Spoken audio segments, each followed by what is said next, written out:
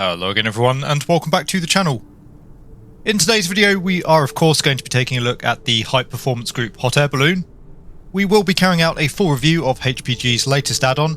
However, this isn't just going to be any old review, we're going to be taking our hot air balloon on what I hope you'll agree is a fairly epic journey, traversing some vast distances and seeing some of the greatest wonders of the ancient world. High Performance Group were kind enough to get in touch with the channel and offer me an early access look at their hot air balloon. Quite an intriguing offer here, as I don't recall anyone having properly developed a hot air balloon for any flight simulator before.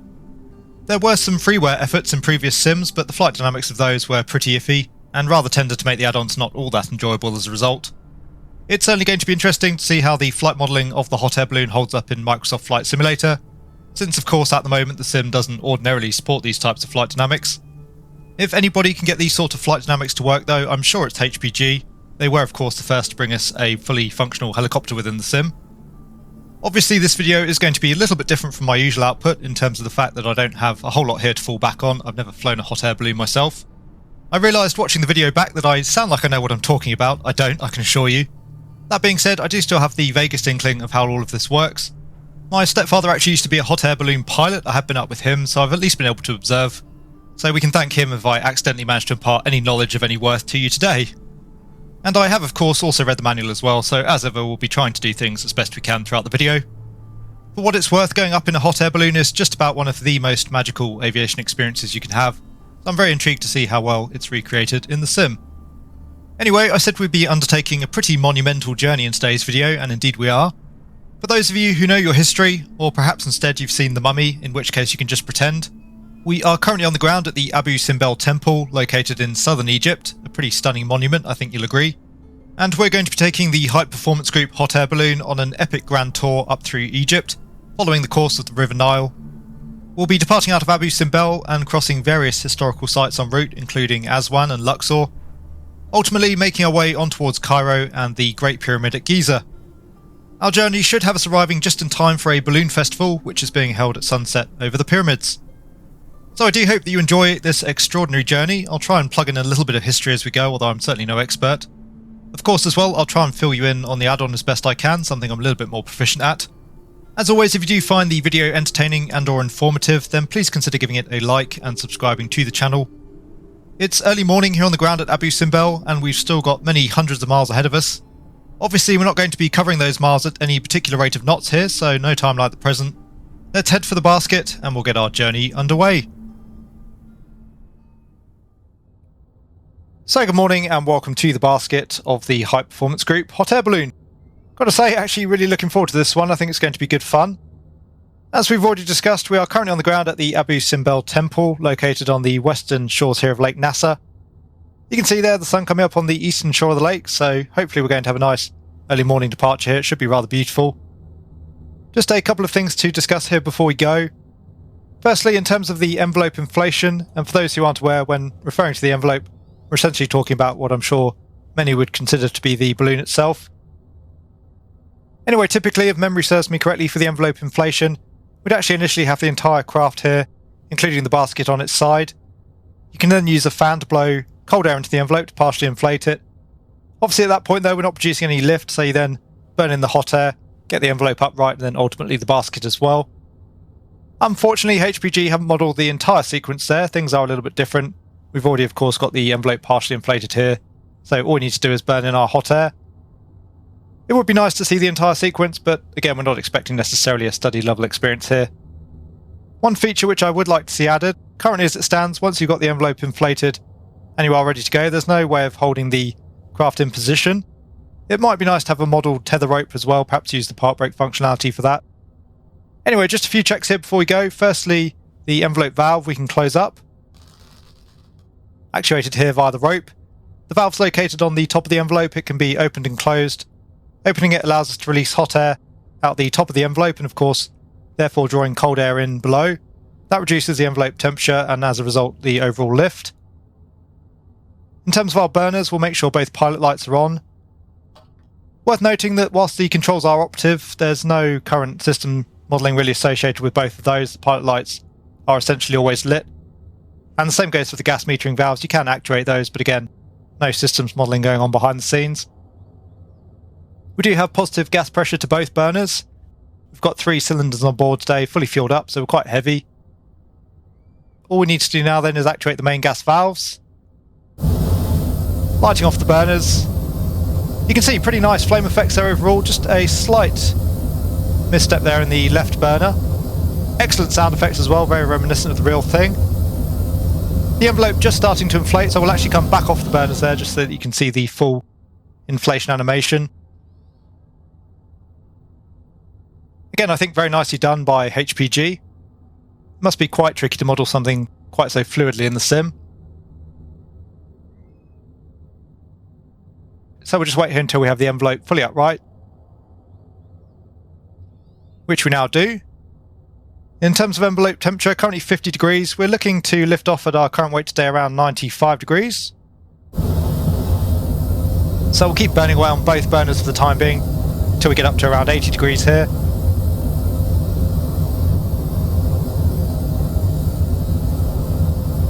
And just coming up on 80 degrees, so we'll come back to a single burner, just to slow down that rate of temperature increase.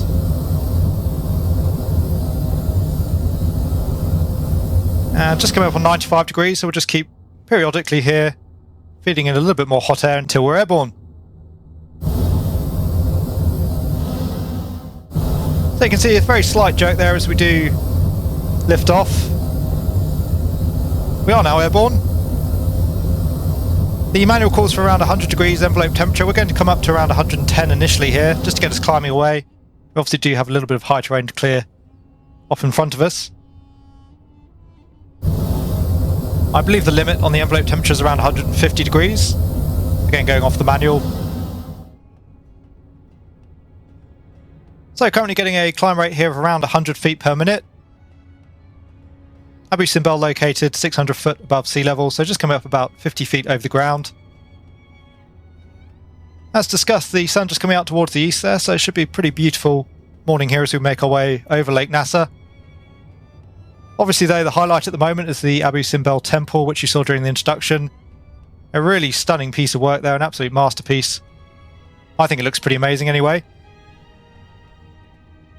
We'll just keep burning here to maintain around 110 degrees Celsius. We'll actually come slightly higher here just so we can talk without the burners for a little bit.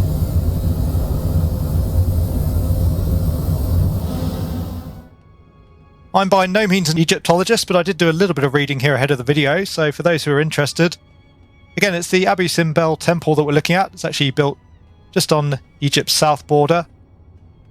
Created by King Ramesses II in the 19th dynasty, around 1264 BC that the construction started.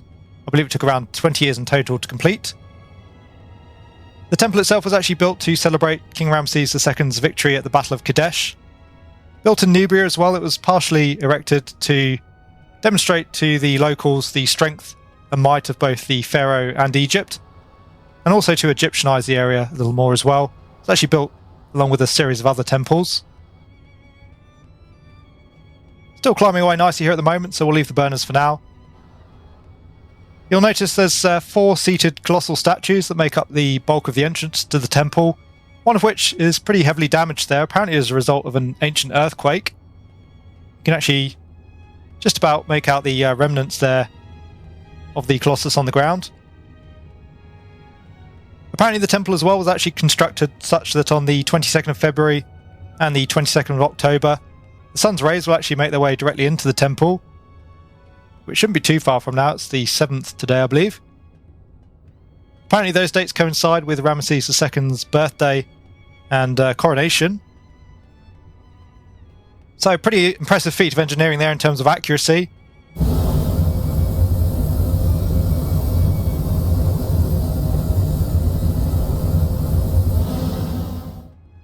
I gather that the Egyptians are pretty well known for their accuracy in construction, particularly when it comes to things like solar alignment. And what we're actually looking at here, obviously carved into the rock, but it's not the original location of Abu Simbel. As a result of the Aswan Dam being constructed to create Lake Nasser, which again is just off on our right, the temple was actually going to be put below the waterline. So quite a massive archaeological undertaking was made to relocate the temple to a safe location. So again, really stunning piece of work, I think. Certainly right up there with pyramids and the Sphinx. Anyway, making our way out towards the northeast, just coming up on 900 feet. We'll keep burning here up to around 1,000 feet for now.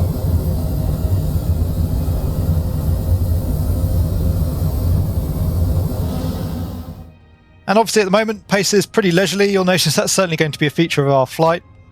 At the moment, we've only got around 2 knots tailwind coming up behind us, but that should pick up a little bit later on. Obviously, this journey is going to be quite an undertaking overall. I thought though in the meantime it'd be a nice opportunity here to just briefly take a look at the product, particularly with regards to the modelling and texturing the systems. We'll just get the envelope temperature up here a little bit higher so we can talk for a slightly prolonged period here without having to burn again.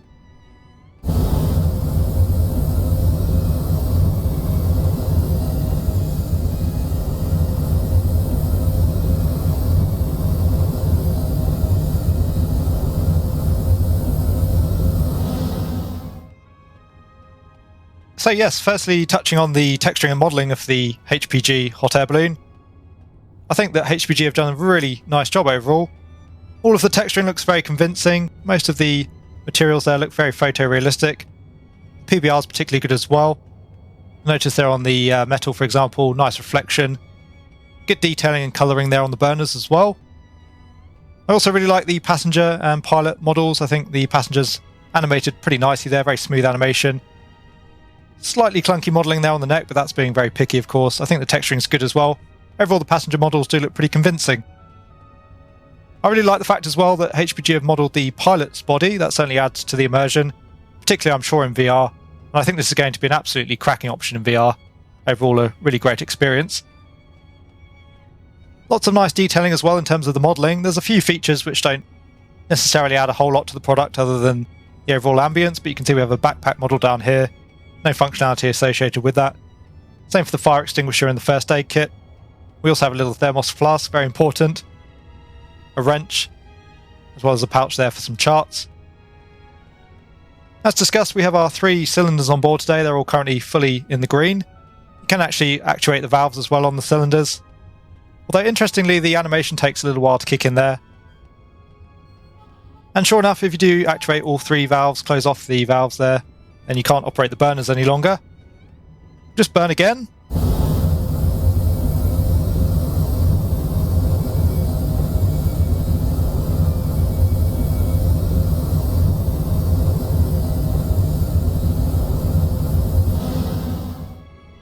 In terms of equipment on board, we have a simple comm radio, as one might expect.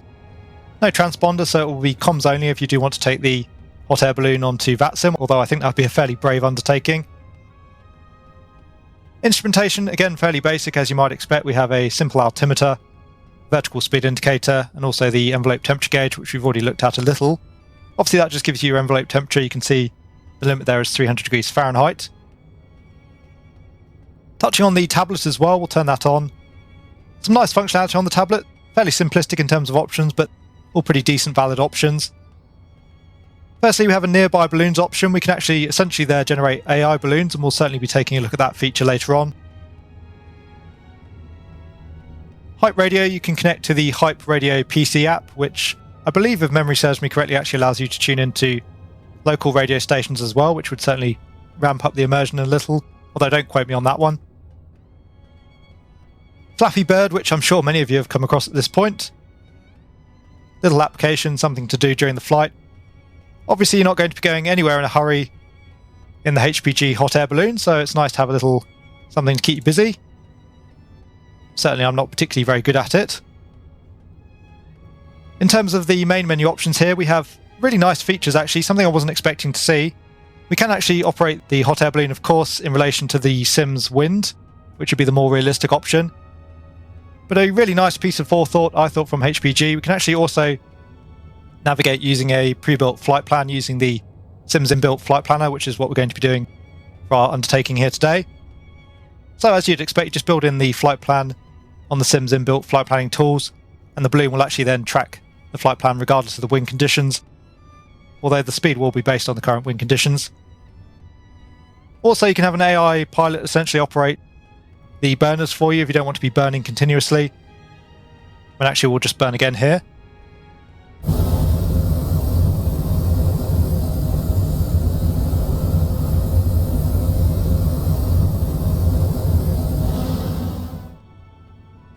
So you can either have the AI maintain an altitude or a height above the ground, and again they'll just operate the burners periodically there, maintaining the height as you desire. We have little nav map functionality, which I don't have installed currently, but that's great to see. We also have a more generic map, which again may be familiar to those of you who have the H145. So currently departing out of Abu Simbel, we'll just zoom out here so that you can overview the entire route we'll be flying.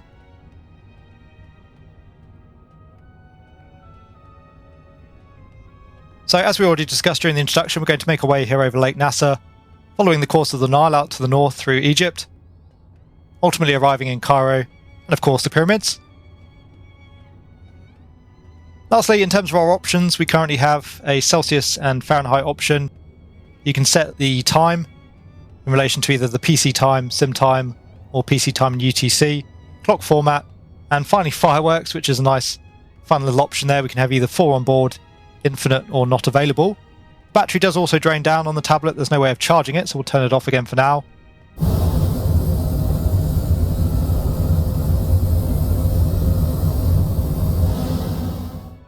Fireworks we can demonstrate later on, but you can see they are visually modelled down there. And they do actually function. We can actually light them off and launch, but again we'll be saving those for later on. Seems a little bit of a bad idea to me having fireworks on board with gas cylinders around, a wicker basket, flames as well, but nevertheless really nice functionality, a good bit of fun there from HPG. Anyway, as you can see, progress is pretty leisurely at the moment. Again, just about 2 knots over the ground here as it stands. So we've got a few hours ahead of us here, making our way out over Lake Nasser. Pretty epic undertaking. It's going to be a multi-day journey here as we work our way up through Egypt, so we've got plenty of time to enjoy the external views en route. And of course that really is the forte of the HPG hot air balloon. Brilliant for taking in the scenes. As I say, I think it would be particularly spectacular in VR. So we're just going to continue northeast bound for now up the lake.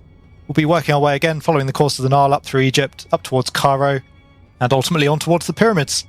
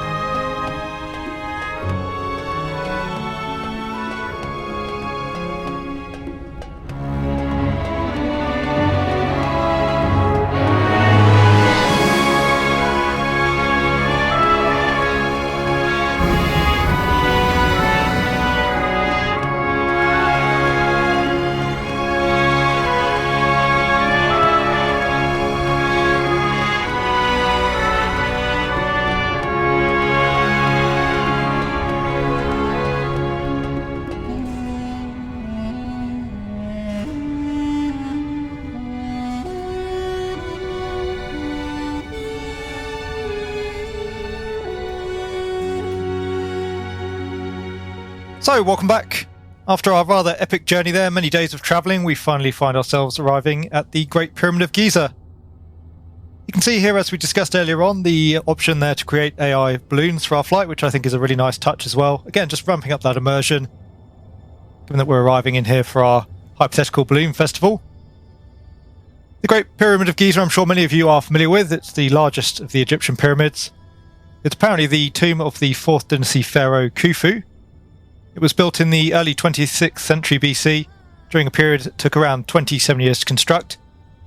It's actually the oldest of the 7 wonders of the ancient world, and the only one to remain largely intact. It borders, of course, on the city of Cairo, which we're now approaching. Initially, the structure was actually 146.6 metres tall, some 481 feet, making it the tallest man-made structure in the world for some 3,800 years. So pretty amazing feat of engineering there. You can see at the top of the pyramid there we still have a little bit of the smooth white casing that originally encased the structure. It's a limestone casing. Obviously most of that's disappeared over the years though. Anyway, just making our approach in towards the Great Pyramid currently. Envelope temperature down to around 80 degrees now, and just nudging our way down towards the grounding, about 50 feet per minute here, rate of descent. Just coming down through 400 feet. We'll let off a couple of fireworks here just to let everybody know we're coming. And again, just to demonstrate the functionality. These can actually be aimed around as well by slowing the viewpoint, but I'm not going to do that here today using the mouse, simply because it's going to make things a little bit less convenient with track IR. Obviously, we'll try not to hit any of our fellow balloonists up ahead. Equally, we'll try not to hit the pyramid.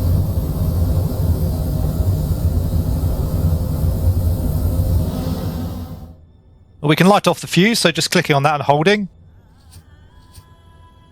Even a nice little sound effect there for the lighter. And off we go. So very nice smoke effects there. And we actually launch a couple of fireworks at the same time. Again, really nice sound effects.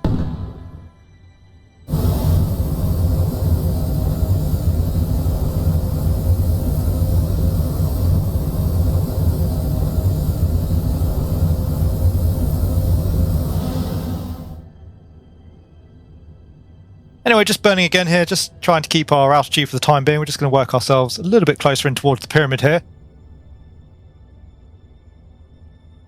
And as hopefully I've demonstrated at this point, I really think you're getting excellent value for money with the product.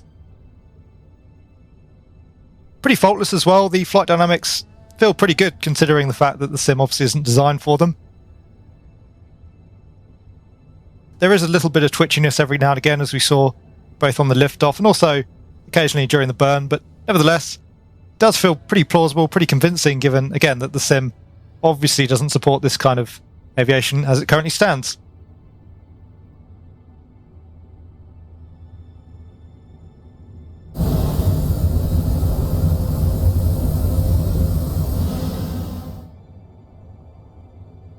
Anyway, as I say, we're just going to keep burning here, just maintaining around 300 feet for now.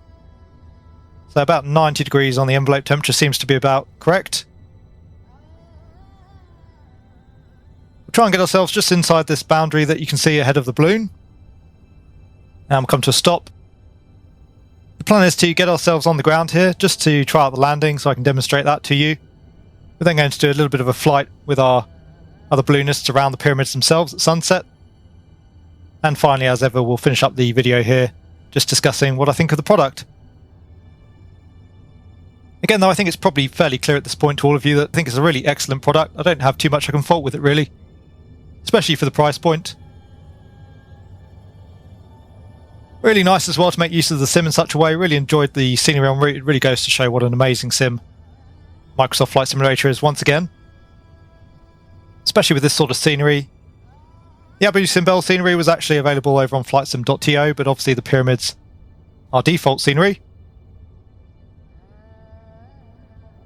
Cairo as well, they're looking pretty spectacular with the night lighting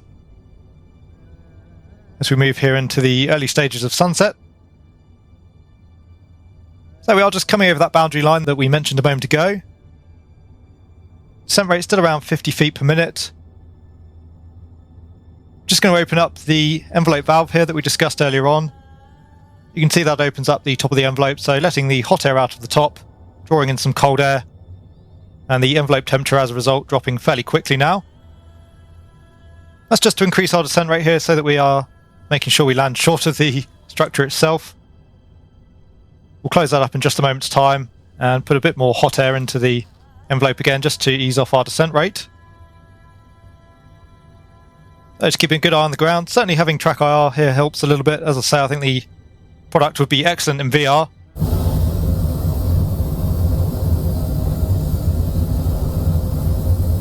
So just keeping a good eye on that vertical speed indicator. Try and get us touching down here as smoothly as we can. Obviously I'm by no means an expert when it comes to this sort of thing. We do still have a little bit of forward momentum as well. There's not a whole lot we can do about that. Obviously we've just got to take what the wind gives us. So once again, killing the burner, we should be touching down in just a second's time. And coming down with a little bit of a bump there, I think again just a slight lack in the ground physics, as we did seem to get pulled down towards the ground there at the last minute. Nevertheless, we are safely on the ground, just outside the Great Pyramid. So again, hopefully that's demonstrated to you just a little bit of the excellent functionality that is available with the High Performance Group hot air balloon. As I say, we've arrived into Giza for our hypothetical balloon festival, so we're going to take what I hope will be a really scenic evening flight around the pyramids. And again, at the end of the video, we'll finish up with my overall thoughts on the product.